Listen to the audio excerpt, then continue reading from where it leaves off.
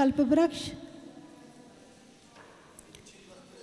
जो मांगो वो देता है ना, उसको क्या कहते हैं? कल्प वृक्ष।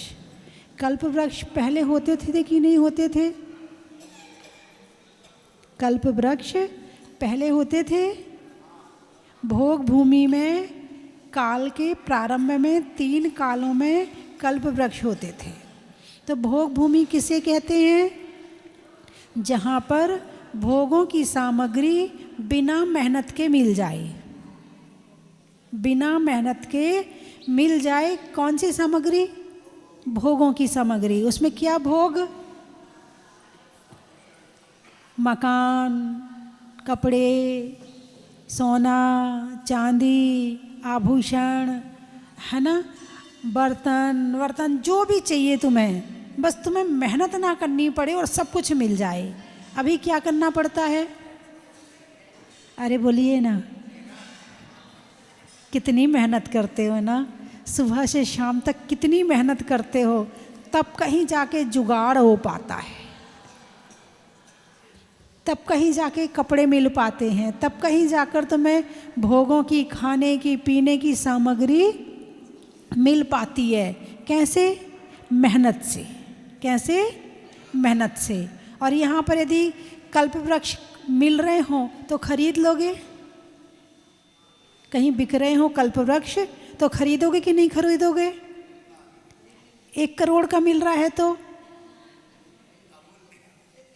अरे बोलिए ना, यदि 1 करोड़ का कल्प वृक्ष मिलेगा तो खरीदोगे कि नहीं खरीदोगे? खरीद लोगे। वाह। यदि 2 करोड़ का मिलेगा तो लोन ले लेंगे, और कल्प वृक्ष है तो 1 मिनट में चुका देंगे।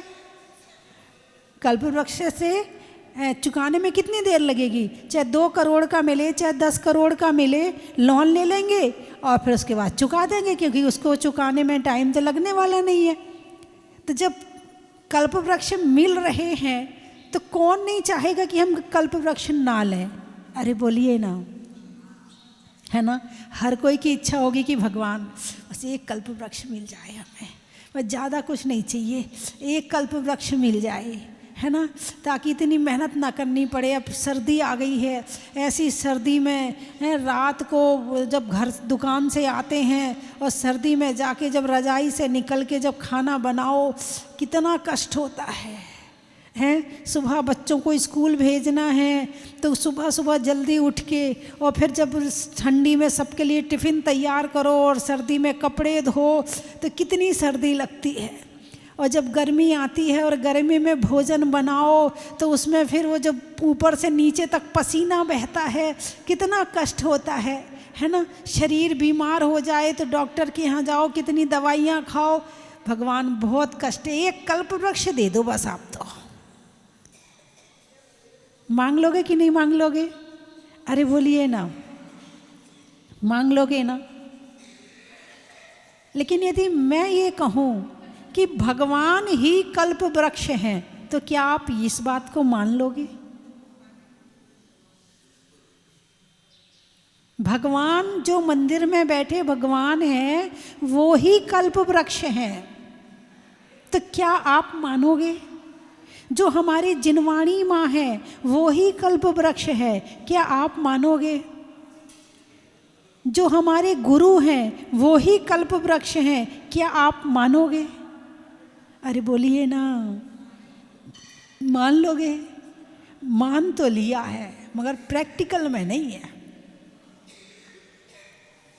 कोई अच्छा सा मंत्र दे दो, कल्प वृक्ष जैसे कोई अच्छा सा मंत्र दे दो, ताकि हमारे सारे काम हो जाएं। हमारे बेटे का हो जाए, हमारी बहू का हो जाए, हमारा हो जाए, हमारे पति का हो जाए, मंदिर भी ना जाना पड़े, भगवान के दर्शन भी ना करना पड़े, पूजा भी ना करनी पड़े, माला भी ना फेरनी पड़े, खाते पीते डंलप के गद्दे में सोते मोह माया करते हुए, माता जी बस ऐसा मंत्र दे दो कि सारा काम निपट जाए। अरे बोलिए ना, ऐसे ही चाहते हो ना, करना कुछ ना पड़े और सब कुछ हो जाए। हमारा बेटा माला भी ना फेरे और सब काम निपट जाए, हम एक भगवान का नाम भी ना लें और हमारे सारे शरीर की पीड़ाएं दूर हो जाएं, ऐसा मंत्र दे दो। बोलिए ना, यही चाहते कि नहीं चाहते? जैसे सिर दर्द की गोली खाई तो सिर दर्द ठीक हो गया, अब हमेशा के लिए ठीक नहीं हुआ है, कल फिर हो जाएगा, कुछ दिन बाद फिर हो जाएगा, हमेशा के लिए ठीक नहीं हुआ है। लेकिन जो हमेशा के लिए ठीक कर दे, ऐसी कोई चीज़ दुनिया में है या नहीं है? आपसे पूछती हूँ, ऐसी जो कोई चीज़ दुनिया में है कि नहीं है? है। क्या है? धर्म है। क्या है? धर्म है। जांचे सुर तरु दे सुख, चिंतत चिंता रैन, और बिन जांचे बिन चिंतये, धर्म सकल सुख देन। देशयामी समीचीनम, धर्मम कर्म निबरणम, संसार दुखतः सत्वाने, यो धैर्यतत्व में सुखे। यदि कोई कल्प वृक्ष है तो वो भगवान है। यदि कोई कल्प वृक्ष है तो जिनवाणी माँ है। यदि कोई कल्प वृक्ष है तो गुरु हैं। लेकिन अब यहाँ लेकिन लगाना, ये है तो सही, वहाँ तो केवल तुम्हें बोलना पड़ता, वो भोग भूमि है। वहाँ तुम पुण्य ऐसा लेकर गए हो कि मांगने से मिल जाएगा उस कल्प वृक्ष से, लेकिन यहाँ तो खोद के निकालना पड़ेगा। अपना अपना कुआं खोदो और अपना अपना पानी पियो। यहाँ कोई किसी के कुएं का पानी नहीं ले सकता है, यहाँ सबका अपना अपना कुआं खोदना जरूरी है। तो धर्म का कुआं खोदो और ज्ञान की प्यास बुझाओ और दुख दूर करो। लेकिन कुआं खोदना नहीं चाहते, मेहनत करना नहीं चाहते, स्वाध्याय करना नहीं चाहते, भक्ति करना नहीं चाहते, अभिषेक करना नहीं चाहते, पूजा करना नहीं चाहते, और फिर संकट आए, परेशानी आए तो फिर क्या करें? इतनी माला फेरते, इतना सब कुछ करते, फिर भी कुछ नहीं होता, करना भी नहीं। और मजबूरी में कर भी रहे हो तो दिमाग में टेंशन, काम होगा कि नहीं होगा। जैसे वो जो बच्चे कोचिंग में जाते ना पढ़ने के लिए, सिलेक्शन होगा कि नहीं होगा, हमारा से हम निकलेंगे कि नहीं निकलेंगे, हम पास होंगे कि नहीं होंगे। पढ़ते भी जा रहे हैं और टेंशन भी करते जा रहे हैं। यही करते ना, पढ़ते भी जाते हैं और टेंशन भी करते जाते हैं। ऐसे ही तुम माला फेरती हो और टेंशन रहती है दिमाग में, होगा कि नहीं होगा, काम होगा कि नहीं होगा, काम होगा कि नहीं होगा। अब माला किसकी फेर रही हो? काम की माला फेर रही हो या भगवान की माला फेर रही हो? धर्म कहते किसे हैं? 12 भावनाओं में कितनी बड़ी बात कह दी है, कितना बड़ा रहस्य छिपा है। भावनाएं कितनी बताई हैं? 12। सबसे आखिरी भावना का क्या नाम है? धर्म भावना। पहले इस संसार से को देखो, पहले मृत्यु को देखो, फिर शरण देखो, फिर इस संसार को देखो, फिर अपने शरीर को देखो, फिर अन्यत्व भावना को देखो, फिर आश्रव को देखो, फिर संवर को देखो, फिर निर्जरा को देखो, फिर लोक को देखो, फिर बोधि दुर्लभ को देखो। उसके बाद धर्म आएगा, उसके पहले धर्म नहीं आएगा। ये कनेक्शन तो एक ही हो सकता ना। ये मन, ये जो मन है, इसमें एक ही कनेक्शन चलता है, एक बार में एक ही कनेक्शन हो सकता है, इसमें 2 कनेक्शन नहीं होते। एक बार में एक ही कनेक्शन होता है। यदि तुम्हारा मन संसार से जुड़ा है तो धर्म से नहीं जुड़ेगा, और धर्म से जुड़ा है तो संसार से नहीं जुड़ेगा। अब जुड़ा तो है हमारा कनेक्शन संसार से, और फल चाहते हैं धर्म का। यही हो रहा नहीं हो रहा? फल किसका चाहते हो? धर्म का। कनेक्शन किससे है? तो जहाँ से लाइट जुड़ेगी, जहाँ से तार जुड़ेगा, वहीं की बिजली तो आएगी। तार जिससे जोड़ रखा है तो वहीं से तो जो चीज़ वहाँ होगी वही तो आएगा। कनेक्शन यहाँ से जोड़े ही नहीं आज तक तुमने। सब कुछ करते हुए भी जो मन का कनेक्शन है, जो जुड़ना चाहिए, वो तो आज तक जुड़ा ही नहीं है। माला भी फिर गई, अभिषेक भी हो गया, पूजा भी हो गई और कनेक्शन जोड़ा नहीं। यानी कि घर में लाइट भी लगा ली, बल्ब भी लगा लिया, तार भी बिछा दिए, एसी भी लगा दिया, पंखा भी लगा दिया, कूलर भी लगा दिया, सब कुछ लगा लिया, अकेले कनेक्शन नहीं जोड़ा। क्या? पीली साड़ी भी पहन ली, अष्टद्रव्य की सामग्री भी ले ली, जिनवाणी भी ले ली, मंदिर में भी बैठ गए, सब कुछ है, मात्र क्या नहीं है? अरे बोलिए ना, कनेक्शन नहीं है। और जब कनेक्शन नहीं है तो बिजली कहाँ से आएगी, उजाला कहाँ से होगा? नहीं, आपकी बात नहीं करी, आप बुरा नहीं मानना। आप लोग तो देखो कैसे अच्छे मंदिर में बैठे हो, धोती दुपट्टा पहने हो, मुकुट लगाए हो, हार पहने हो। महिलाएं देखो जो सूट पहन पहन के आती हैं, वो साड़ी पहन के मंदिर में आई हैं, कोई लिपस्टिक लगाई है, कोई नहीं लगाई है। अरे बोलिए ना, अब मंदिर में आए हैं, तुम किससे कनेक्शन करने आई हो? भगवान से। अब भगवान से कनेक्शन करने में लिपस्टिक की कहाँ ज़रूरत है? भगवान से कनेक्शन करने में बालों को उड़ाने की कहाँ ज़रूरत है? भगवान से कनेक्शन करने में फैशनेबल कपड़ों की कहाँ ज़रूरत है? भगवान से कनेक्शन करने में तुम्हें हार चैन पहनने की कहाँ ज़रूरत है? जरा मंदिर जा रहे हैं ना, अच्छा नहीं लगेगा, यदि मैचिंग की नहीं पहनेंगे तो अच्छा नहीं लगेगा। जो साड़ी है तो ब्लाउज़ भी मैचिंग का होना चाहिए, चप्पल भी मैचिंग की होनी चाहिए है, और तुम्हारी चूड़ियाँ भी मैचिंग की होनी। कहाँ जा रही हो? मंदिर जाना है ना मुझे। अब तुम मंदिर में देखने जा रही हो या दिखाने जा रही हो?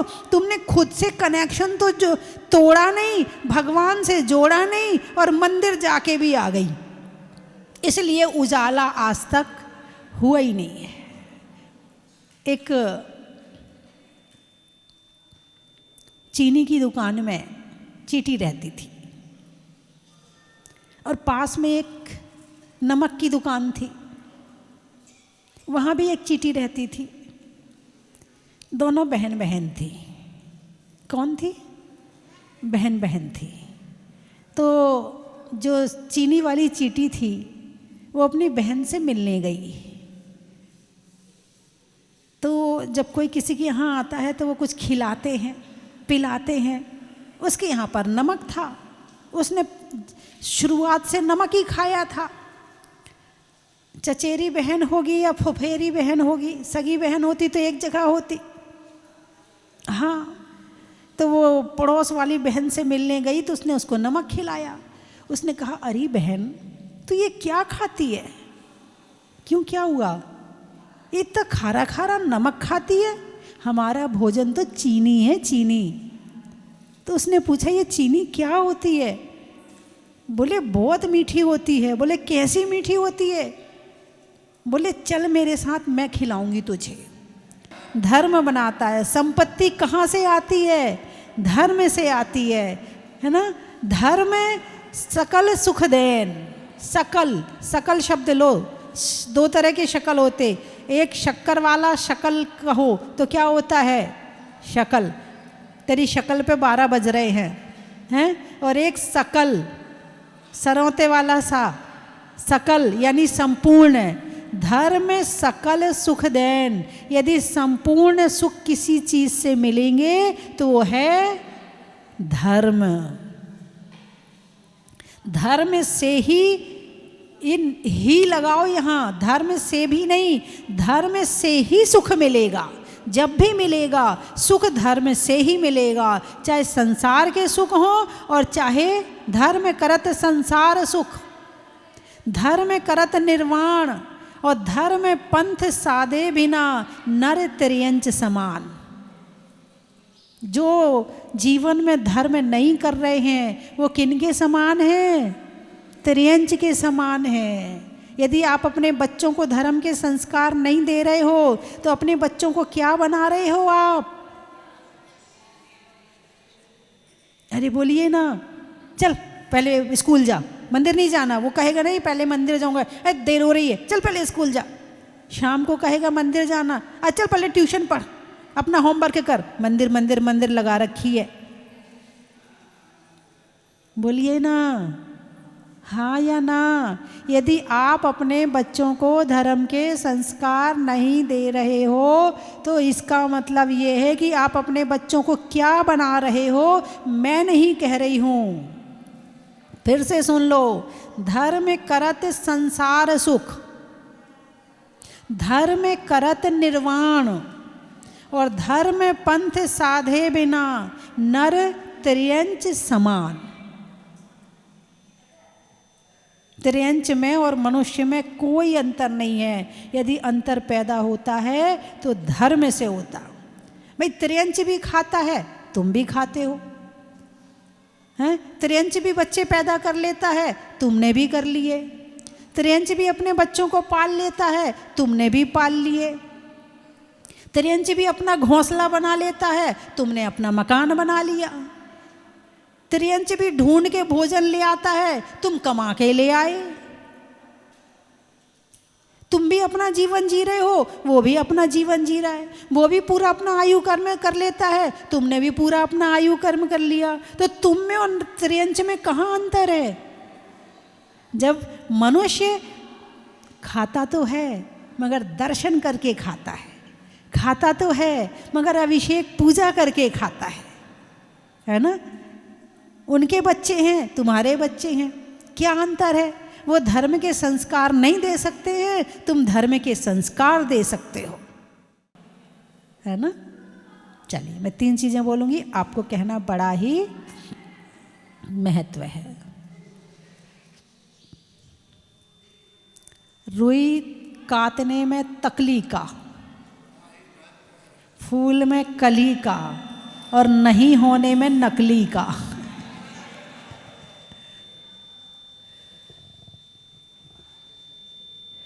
नदी में नाव का, होने में अच्छे स्वभाव का और सुधरने में भाव का। स्वभाव में नर्म का, भोजन में गर्म का और जीवन में धर्म का। अपनी अपनी नहीं तानने का, धर्म को मानने का और भगवान का परिचय जानने का। हिंदी में मात्रा का, स्कूल में छात्रा का, और आज आपकी जहाजपुर की यात्रा का। बीज में बोने का, कमरे में कोने का, और जहाजपुर में आके खुश होने का। चावल में चुनने का, बुनाई में बुनने का, और आपके बड़े शांति से प्रवचन सुनने का। कहाँ से आए? आम की बौर का, नेता के दौर का, और आने वालों में इंदौर का। दाहोद, बच्चों के लिए माँ की गोद का, होने में बोध का और आने वालों में दाहोद का। मुंबई, अच्छा। रजाई में रुई का, सुई लगाने में उई का। इंजेक्शन लगता तो उई करते ना, इंजेक्शन लगने में उई का और आने वालों में मुंबई का। बाल कटाने में नाऊ का, त्रियंचों में काऊ का और आने वालों में लखनऊ का।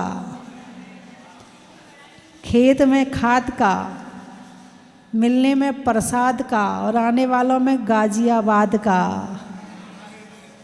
फूल में कड़ी का, फूल में घर में, भोजन में कड़ी, कड़ी का,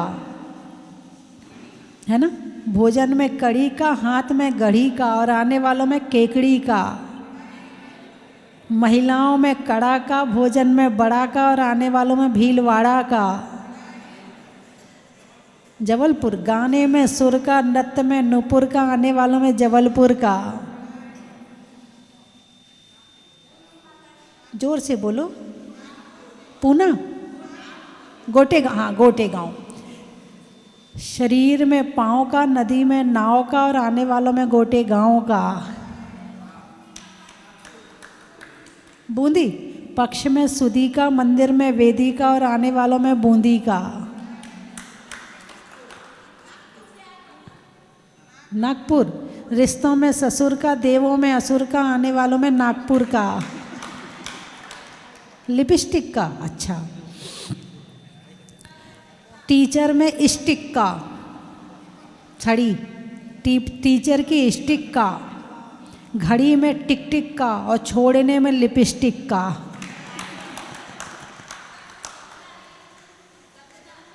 सतना, पेड़ में तना का, गर्मी में पना का और आने वालों में सतना का। बोलिए 24वें भगवान की। माता जी, आजकल क्या है कि घर परिवारों में जो पूरे प्राचीन संस्कार थे सब खत्म हो जा रहे हैं, और खाना पीना, सोना, उठना, बैठना करीब करीब सब खत्म ही होता जा रहा है। तो आज ऐसा हम क्या करें कि वो सब वापस आज के 50 साल पहले था जैसा हो जाए, जैसे हम अपने जीवन में पहले सब देखे थे।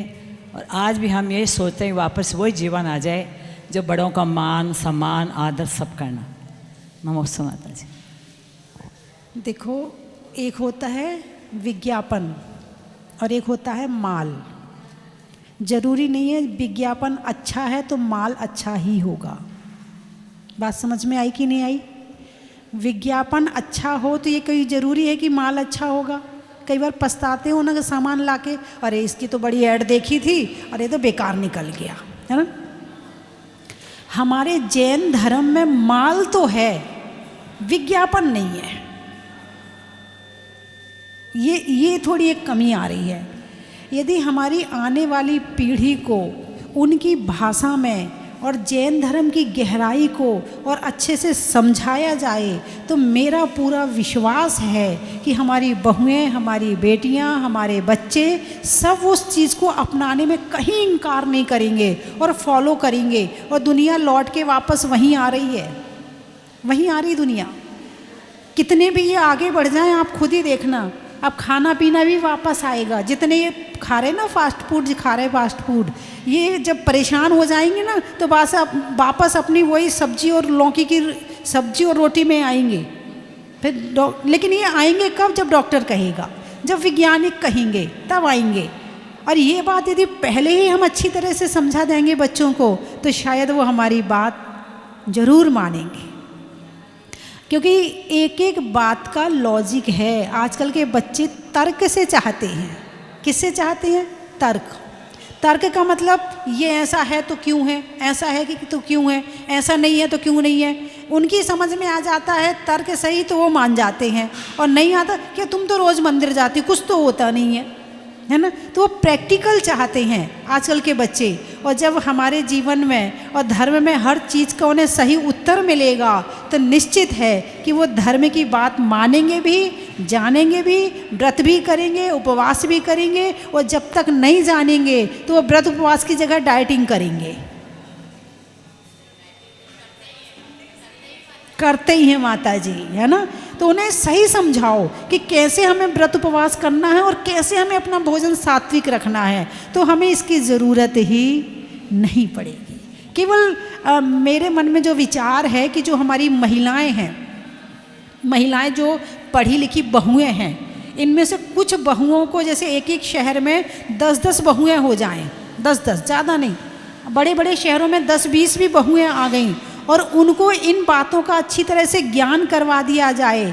फिर जगह जगह जगह जगह उनकी शिविर लगाए जाएं, और फिर उनके अनुसार जैसे जब युवा महिलाएं रहेंगी तो शिविर में भी युवा महिलाएं आएंगी, है ना। तो फिर उनसे वो प्रभावित होंगी, और उनसे प्रभावित होंगी तो इस तरह से ग्रुप बना करके ध्यान शिविर, मेडिटेशन कैंप लगाए जाएं, और इसके साथ फिगर कैंप लगाए जाएं। फिगर अच्छी कैसे बनाएं बताएंगे हम, वही जो हमारे धर्म की बात है, लेकिन उनका लॉजिक उन्हें लगेगा फिगर बनाने में, अच्छा चलो भाई, तो फिर वो बात को भी समझेंगे और काम भी करेंगे। तो थोड़ी सी भाषा उनकी रहे और धर्म अपना रहे तो शायद इससे बहुत अच्छा हो जाएगा।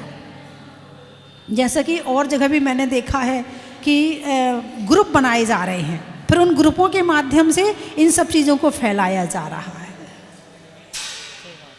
है ना। और शिविर लगे, एक मैनेज करने के लिए ऊपर एक बॉडी रहे और वो सारे शिविरों का मैनेज करे और किसको कहाँ भेजना, किसको कहाँ क्या करना, तो इससे बहुत फ़र्क पड़ेगा, बहुत फ़र्क पड़ेगा।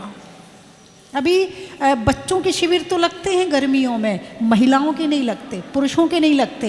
अब हमें महिलाओं के और पुरुषों के शिविर लगाने पड़ेंगे। जब हम महिलाओं और पुरुषों के शिविर लगाएंगे तो फिर बच्चे अपने आप संस्कारित हो जाएंगे। कई बार महिलाएं बच्चों को नहीं भेजती हैं पाठशाला। क्यों नहीं भेजती? क्योंकि वो शिविर की कीमत नहीं जानती हैं। तो जब महिलाओं को खुद को पता चल जाएगा तो बच्चों को धक्का मार के भेजेंगे। टर्निंग पॉइंट स्मार्ट कौन? वीआईपी। आप वीआईपी हैं। हाँ, और बहुत अच्छी थी।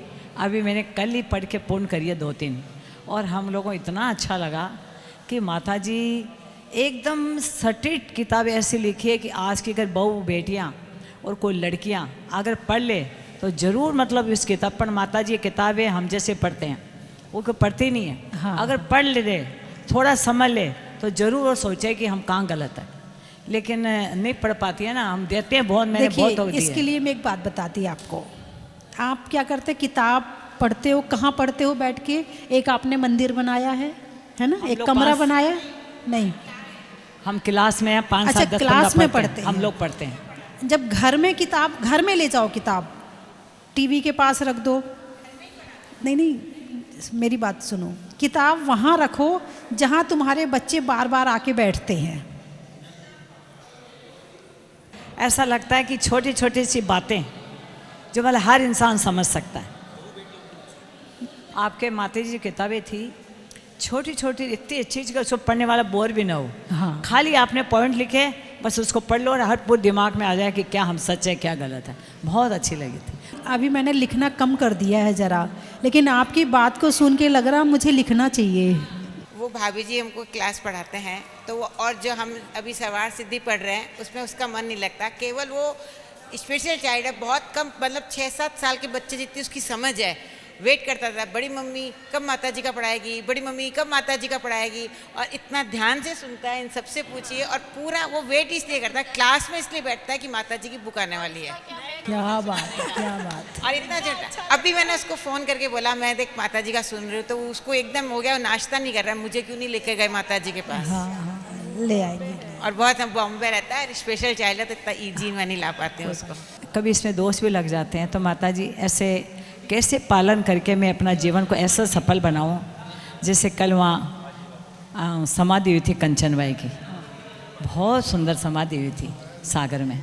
तो ऐसा भी हम भी ऐसे गुरुओं के पास, आपके जैसे माता जी के पास रह के एक दिन ऐसी समाधि करें कि हमारा भी कल्याण हो जाए। बिल्कुल बिल्कुल बिल्कुल।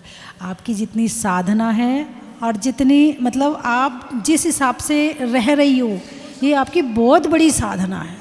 इसको आप छोटी साधना नहीं समझो, ये बहुत बड़ी साधना है।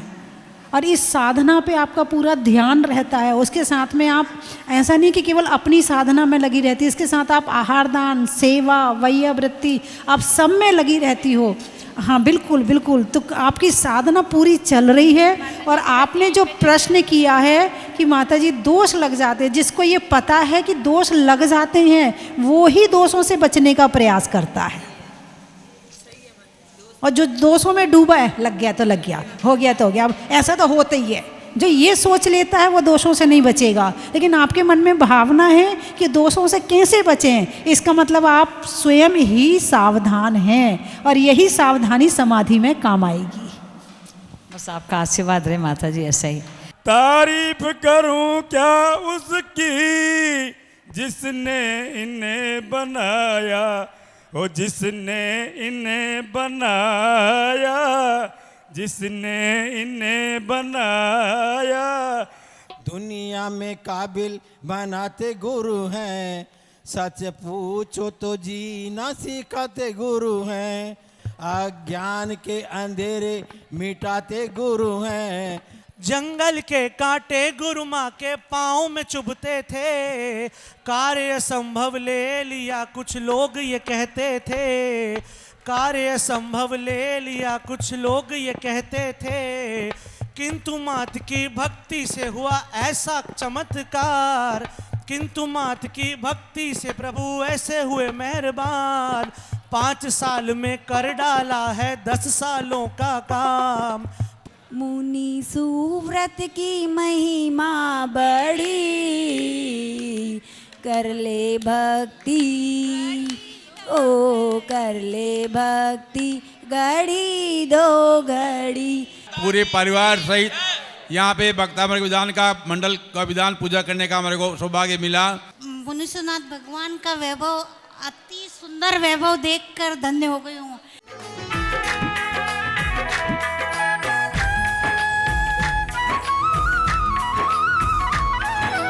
मंगलवार को मंगलकारी मंगल करने प्रगटे, दर्शन करते ही आशीषों के भंडार हैं भरते। मंगलवार को मंगलकारी मंगल करने प्रगटे, दर्शन करते ही आशीषों के भंडार हैं भरते।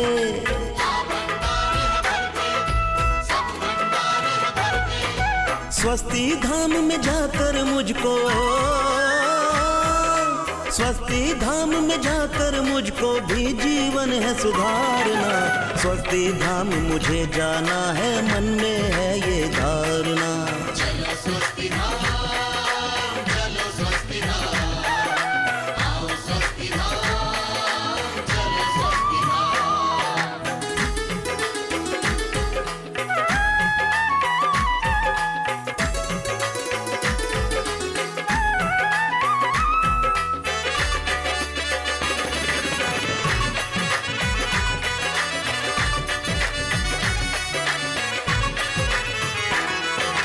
एक बार जो आया यहाँ पे बार बार आता है, जो ना आया एक बार भी निश्चित पछताता है।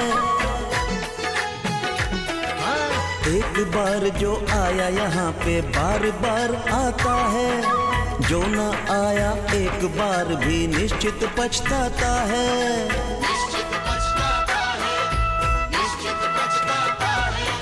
साधु संतों का भी रोज ही हो,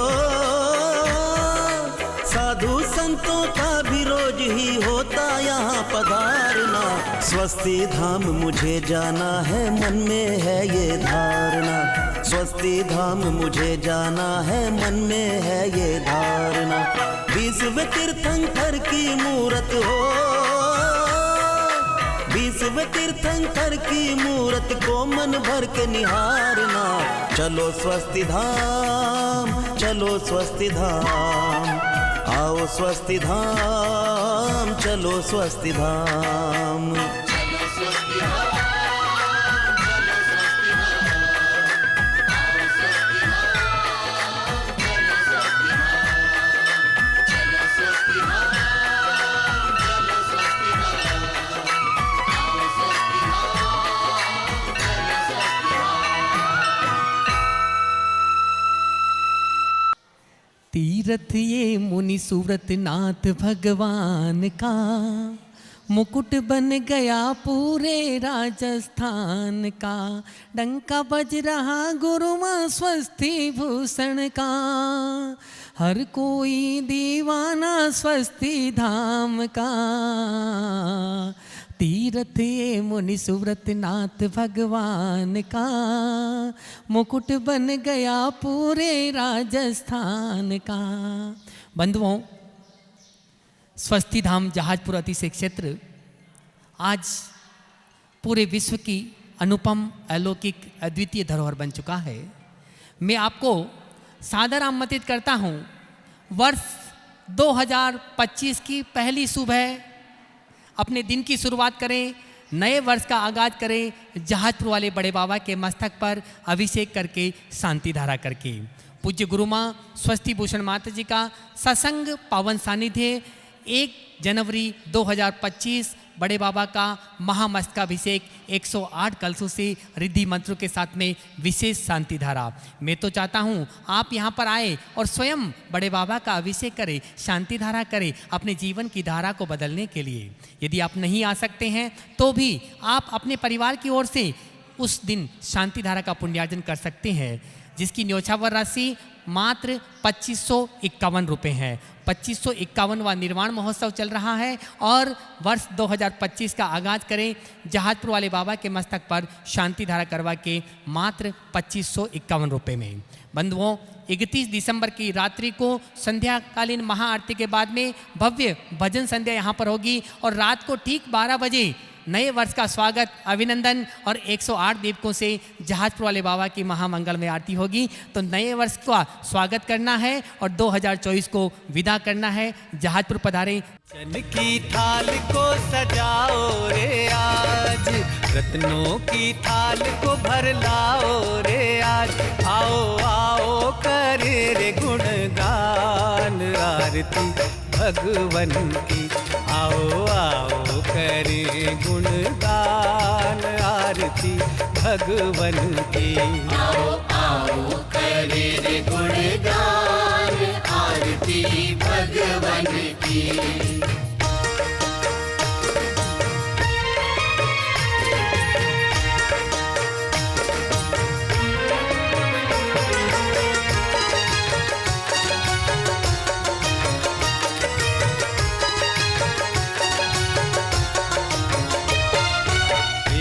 सुमित्र के राज दुलारे, माँ पद्मा जी के नैनों के तारे।